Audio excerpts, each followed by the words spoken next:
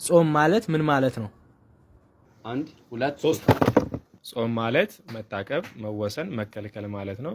ፍትህ መንፈሳዊ አንቀጽ 15 እንደሚነግረን ጾም ማለት በታወቀ ሰዓትና በታወቀ ዕለት ሰው ከምግብ የሚከለከልበት ነው። ከጥሉላት ምግቦች፣ ከእንስሳት ተዋጽኦች፣ ከእንቁላል፣ ከስጋ፣ ከወተት ከመሳሰሉት መታቀብ፣ መወሰን ማለት ነው።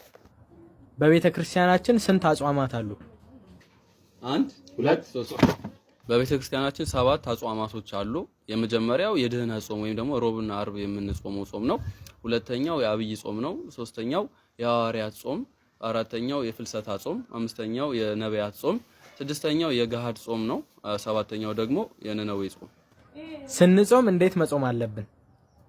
1 2 3 ስትጾሙ እንደ ግብዞች አትጾሙ እንዲለን መጽሐፍ ቅዱስ እኛም ስንጾም ከማስመሰል ወጥተን በታላቅ ትህትና በስግደት በጸሎት ታቅበን ልንጾም ይገባል።